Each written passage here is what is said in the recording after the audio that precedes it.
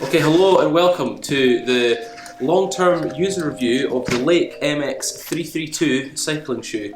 So to my left I have Ed, who's been using these shoes for how long? Although it's a long-term test, I've only had these for a couple of months. A couple of months. And how do you find them? Find them absolutely brilliant for what I want out of my gravel riding. Okay, review done. Okay, so how do you use these shoes compared to the other shoes from Lake that you have? These are my go-to shoes for when I'm out gravel riding. I don't really do mountain biking or cyclocross, so I'm not really interested in pushing my bike around, so I like to ride my bike.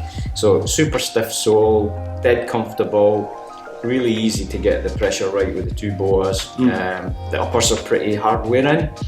They've got the abrasion resistant leather. Okay. And I think certainly in cooler climes as well, there's not a massive amount of ventilation in them, so it keeps your feet pretty warm at the same time. Just super stiff, really good. I need that last for my foot shape, and I need the customizable heel cup as well. Just on that note, so how have you found the kind of the main features of this shoe are the competition last that it features. So we'll get on to all the technical stuff later on. Then the heel cup, the double boas. How do you find? So let's start with the heel cup. How have you used that, and how has it improved your cycling? The heel cup, well, first of all, it's dead easy to mould. The instructions come in the box. There's umpteen YouTube videos, etc. But they're dead easy to mould. Put them in the oven, put them on your feet, and basically grab them around your ankle. Okay. And what it means is when you're out pedaling, you just don't get any ankle slip. It keeps them rock solid, which is great. So there's no abrasion, no rubbing, nothing like that. That in tandem with the two boas means you can adjust the pressure across the top of your foot and all over your foot really easily, and on the fly as well. So if you ratchet it up a wee bit too high at first, you can tack it back a bit. If your feet warm up after you've been riding, you can ease it off a bit, and if you want to go for it, you've got a technical section coming up, something like that, you can ratchet up a bit tighter and smash it right through. Okay, so when you're coming up to the gravel bunch sprint, you can just wind up the bows a little bit and make sure.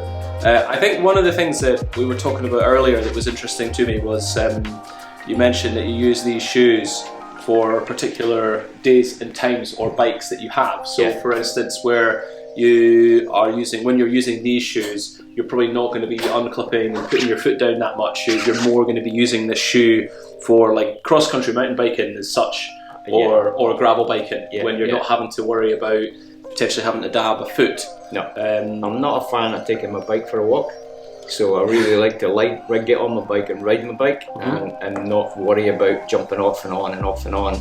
And these, which obviously you can do that, but for me they're perfect. Super stiff as well, so you don't have to worry about any flex in the sole for walking and stuff like that.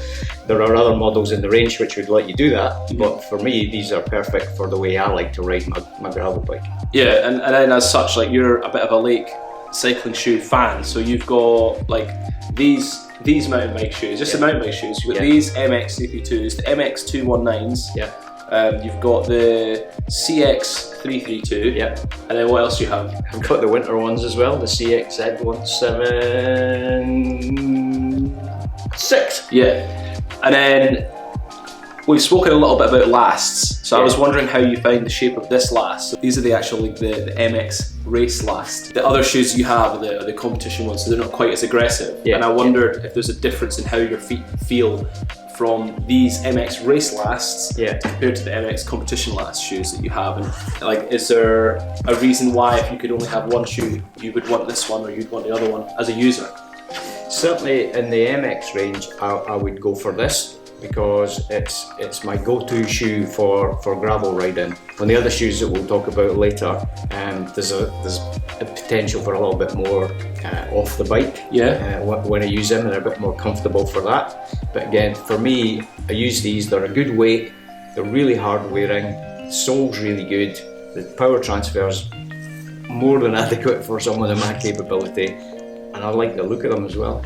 Okay, do you want to just kind of go into detail about how you found the upper of this shoe? Like, how well does it stand up to punishment? So you haven't used the shoe an awful lot, but you have actually used it. Oh yeah, it's been used, and obviously. And it looks brand new, and it's been cleaned. Yeah, it's clean. It does look brand new. To me, there's no obvious scuffs on the well, I can see where you might have scuffed it, but it doesn't exactly look like it's going to be wearing down anytime soon. All the stitching looks brand new.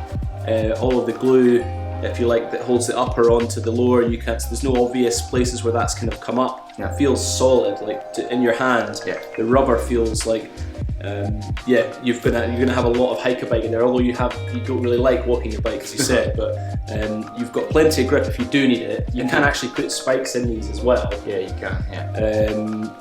Just worth mentioning. But the rubber's really nice and grippy. Yeah. So if you do have to put the old foot down or get off when you don't really want to, like me, wet rock and whatnot, still really grippy. On top of that, I just have no problems with it. Give them a wipe with a damp cloth. Yeah, it takes most of the muck and any kind of debris off them. The leather is the abrasive resistant version. Right. So you can get the standard leather as well, but these are the abrasive ones. Yeah. So I wanted that for off-road because obviously you're clattering through bushes and branches and all that kind of stuff. Yeah. But even in the best intentions, there's plenty of occasions where, absolutely, like if you're in a little bit of single track that connects maybe two fire roads up and you hit a bump, you might need to unclip or brush your foot against the rock, as you've said. So that's the upper really does take care of itself. More than well enough. And I've never worn them with overshoes. Yeah. So these are like as they are, pretty much as they've been used and cleaned for today. And that's about it. Okay. But yeah, lovely shoes. Just do everything I need them to do. My go-to shoes when I get on the off-road. Your go-to shoes My go-to shoes for off-road. Yeah. Okay. And on that, I think we'll leave it. Okay. Perfect.